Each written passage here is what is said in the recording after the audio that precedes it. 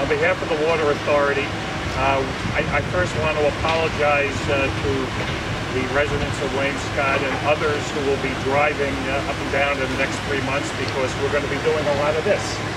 And I know there will be an inconvenience, but it is something that is absolutely vital and necessary to protect the people who right now are drinking water that they should be drinking. And so today we are kicking off this project here in Wainscott in conjunction with the town of East Hampton to make sure that 500 residents will have clean, safe water. And we know how to deal with the fluorinated compounds at the Water Authority, because we test for so many more compounds that we are required by law to test for. This is something that needs to be treated, needs to not be in the water supply, and so we are so pleased that we can be able to play our part here in East Hampton to deal with this.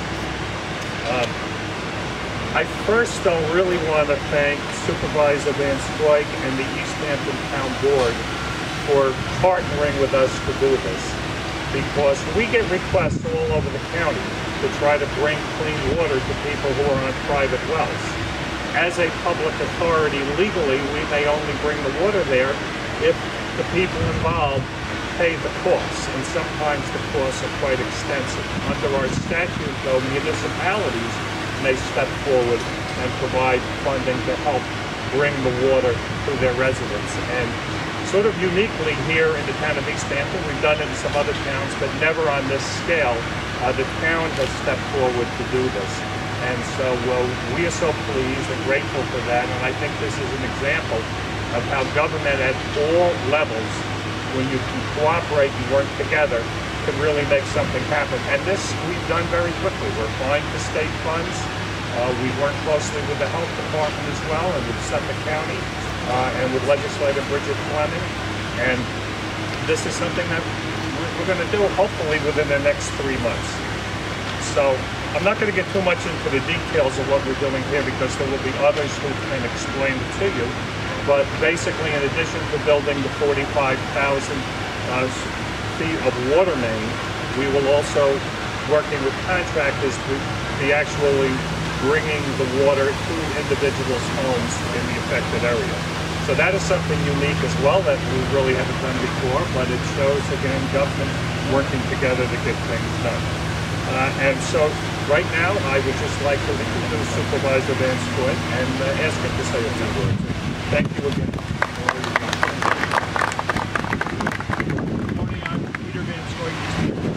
Supervisor. When I took office in January, I made bringing safe, clean water to Wainscott a top priority for my administration. Diligently in my office to make sure that happens with our partners in Suffolk County Water Authority, other elected officials, Assemblyman Fred Thiel, Senator Cal, Legislator Bridget Fleming, and to have the full support of my town board. This is a very important day for the residents of Wainscott. It's the fruition of many months' worth of work to establish what areas might be affected by the contamination. Once we've established that, then we can create a water supply district to ensure safe drinking water for all of those residents whose wells are threatened with contamination.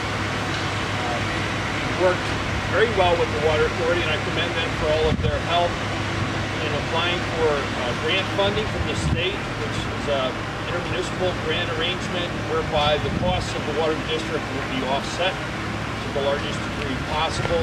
We'll continue to look for funding sources to offset those costs, but the Wainscott residents can rest assured that they'll be available to drink clean water. And we know that there's going to be some disruption within the neighborhoods and some repaving.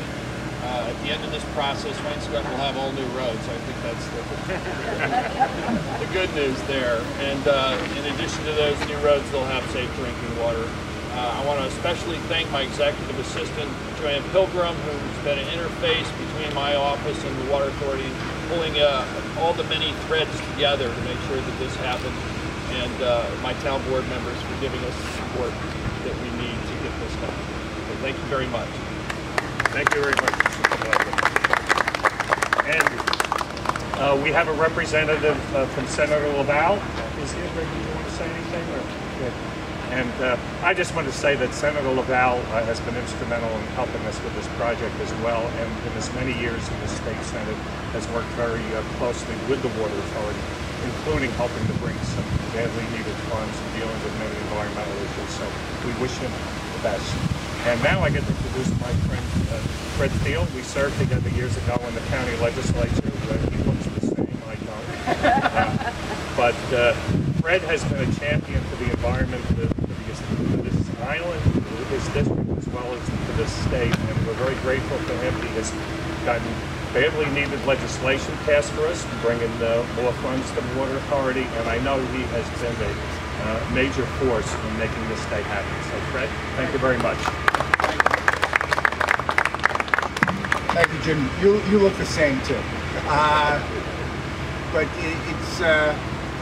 it's my pleasure to be here, and first of all, at the outset, I have to give all praise and just thank both the town of East Hampton and the Suffolk County Water Authority, because they are two examples of how government should work every single time.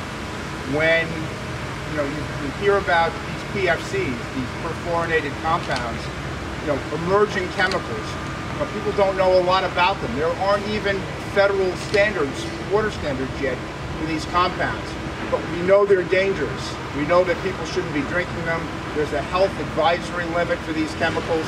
And there are 5 separate locations just on the South Fork where we discovered these chemicals.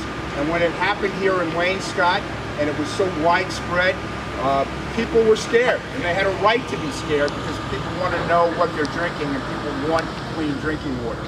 But this was a case of a partnership that involved the Water Authority, involved the town, but really all levels of government. Every Friday we would be on the phone through efforts of the county executive, Steve Ballone, and Peter Scully, his deputy for water quality matters, and we would be discussing Wainscott. And that's what helped to move this forward week by week to make sure we got an expeditious response. And from the state level, we were glad to be part of it. This is an expensive project. It has to be paid for.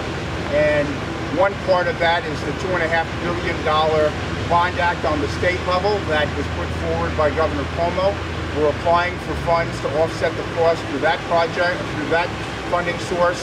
And this spring, working with Senator Laval, we passed legislation in Albany that hopefully will be signed by the governor in the coming weeks to make it clear that the Community Preservation Fund can be used for water main extensions to contaminated areas. So, one, we had a plan. Second, we've got a way to pay for it. And I just want to again thank the Water Authority, the town of East Hampton. They were the tip of the spear on this. They were the leaders on this. Jim Gorin, certainly as the chair of the authority, but also the members of the board of the Water Authority. Thank you. And Jeff Szabo. Jeff Szabo, I get to talk to probably more times than he would like, I would think. But we were talking about Wainscott just about every week, and someone has to be there after you get off the phone call, making sure that things happen. So thanks to him, and certainly the leadership of Supervisor Van Scoyac and all the members of the town board. Jeff Bragman was on those calls every week also, and all of the members of the board were key to this. So, also, the response to the county, Bridget Fleming, thank you so much. And Bridget and I have gotten to be partners on these water quality matters, not just in Wainscott, but across the South Fork. So, a real team effort, and it was a pleasure to be part of it. Thank you. And I'd like to introduce County Legislator Bridget Fleming. She has worked so closely with us throughout this county and throughout her district on this problem, but so many others, and we're very grateful for her cooperation. And here, she really has become the voice of the residents. She is the one who kept calling us, making sure that we work to get this done, to help protect everybody. And so, Bridget, thank you so much for your help. Thank you, Jim. Thank you. I'm getting credit for being a pain in the neck. That's your job. Yeah, it's my job. Thank you very much, and I do want to just echo what my great partner, Assemblyman Fred Theo, said, that he and I have been working so hard to address the water contamination issues throughout our districts that include Southampton as well as East Hampton. Even Shelter Island's been hit. As a mom, I can say that I can't imagine anything quite as frightening as wondering whether the water that's coming out of your tap and that you're taking care of your family with is safe to drink. And I'm glad that Jim mentioned that I have been very closely in touch with community members, and it's that sort of mother's network, if nothing else, that's kept us connected because of my understanding of that fear that folks have when they're not sure about the quality of their water. And I can say that a great deal of credit needs to go, first of all, to Suffolk County Executive Steve Ballone and his water czar, Peter Scully, who has taken the lead in getting us all together on the phone, as Fred said, every week to address these problems throughout our districts, as well as Commissioner Tamarkin and his incredible staff at the Suffolk County Health Department. They are understaffed with regard to personnel resources, and yet we have Jason Hines here as part of the team. They are out there testing, responding to the concerns of the community, answering the questions, helping them with Department of Health at the state level and the DEC to talk about what sort of individual systems might be used before the water mains can be extended, and really reassuring people as to the quality of their water. So great congratulations to the Suffolk County Health Department. I just want to say that we are committed from here on. I encourage everyone who can to hook up to the water mains. If you're worried about the chlorine, you can get a reverse osmosis system and address that as well. But at this point, and there's no fluoride in Suffolk County Water Authority water. I know that's a concern of many community members. This is the way to go at this point. As Fred mentioned, these are emerging contaminants. We don't have standards. We're not 100% certain from a scientific standpoint as to what level at which you're going to have a health impact. So hook up to the water mains if you can. I'm deeply proud of being part of this team. When I first took office and committed to clean water, I had no idea we would be so busy. But we are, and we've got your backs, and I really do appreciate all the teamwork that you see here. Thank you very much. Thank you so much. And I'd also like to recognize the members of the East Hampton Town Board who are here. Councilwoman Sylvia Overby, thank you very much. Councilwoman Kathy Burke-Gonzalez, thank you. Councilman Dave Reese, and Councilman Jeff Bregman. And I'd also like to recognize Dr. Markin from the Health Department and Jason Hines for being here, but for really being strong partners here, and of course our county executive and all the work that he has done to really push this project and so many other projects across the county. And I also want to thank the Water Authority staff, because they really dug in and did all the work. Starting with the crews behind us, you know, they do projects like this, but they also respond at 2 or 3 o'clock in the morning when there's the water main break, and they get out of bed and they do this kind of work as well. So we're so grateful to them. Our CEO, Jeff Szabo, is here. I know he has really been pushing to get this done, and thank him so much for his leadership on this. Our counsel, Tim Hopkins, is here as well. The superintendent of distribution, Charlie McLaughlin, is here somewhere. And so we are so grateful to all of them for the hard work they did to bring this to this point today. And now I'd like to bring up 2 of my board members, Mario Matera and Pat Halton. Would you just come up and join me? Pat, would you like to say something? Yeah. Fred, it's great to see you. You look the same too. Yeah, I wish I was true. Where's the mustache? I remember when my mother got cataract surgery, and she wanted to know where all those wrinkles came from. Because she looked pretty damn good up until that point. Bridget Fleming is right. There is no chloride. I have the teeth to prove it, and the cavities that go along with that. But Suffolk County Water, and I've had the privilege of serving on the Water Authority, I have to say, it is a public benefit corporation, but it is the county legislature that appoints the members of the Suffolk County Water Authority Board. And Bridget, you and your colleagues have made sure that there are members of the Suffolk County Water Authority Board that care deeply about fulfilling the mission of the Water Authority, which is to make sure that all the people of Suffolk County have the highest quality water we could possibly provide. We're very fortunate in that over the years, the Water Authority has invested tens of millions of dollars to have one of the best water quality labs in the country, so we know what's out there. We also know how to treat water effectively when we have contaminants like the ones we're dealing with here. And here it's very straightforward. It can be done primarily with carbon, but on a scale, of course, that is much larger. The last point I want to make is this, is that over the years that I was the county executive of Suffolk County, and Fred and I, we spent over $125 million preserving the pine barrens so we would have safe drinking water. Over the years, the Water Authority and Suffolk County have been committed to ensuring that the water that comes out of people's taps, whether it be private wells, which the health department monitors, Dr. Market, on a regular basis, or from the wells and the system provided by the Suffolk Water Authority and others, that we are a resource.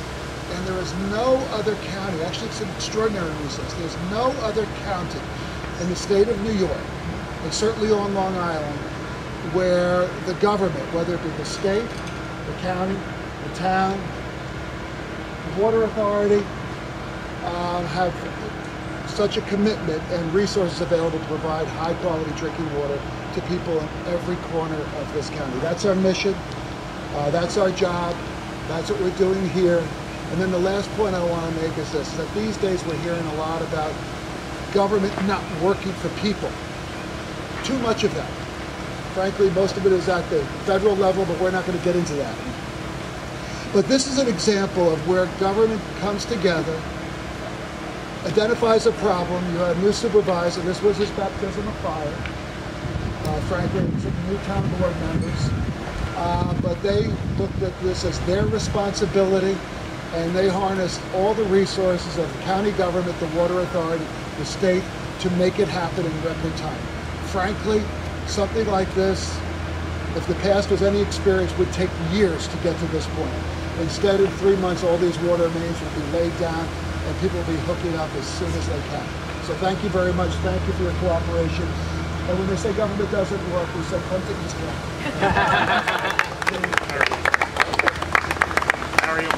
Hi, my name is Mario Matera. You know, how could I go right after Pat Halpin? That's a very difficult task. First of all, I'd like to say yes for government. You know, and I deal with a lot of government elected officials. And I want to say one thing. When you have the assemblyman, you have the senator, Senator LaValle, and you have everybody, this isn't about egos. This is a necessity. When I see this is called progress. 1999, Nessequag had a problem. I'm from Smithtown. They had a huge issue down there. And you know what? It's the same situation where they ran around 45,000 feet of pipe also to all the residents. Yes, it was ugly in the beginning, but it was the best thing that ever happened to our beautiful town of Smithtown. And it's happening here right in East Hampton and Wainscott. And I'm going to tell you, again, I am so proud of this day. I'm so proud that people are going to finally have clean, safe drinking water. Thank you very much. Thank you. Okay, guess, are there any questions? Okay. All right. We stopped everybody. All right. Well, thank you all for coming, and we can, of course, answer questions as well after I step off here. Thank you.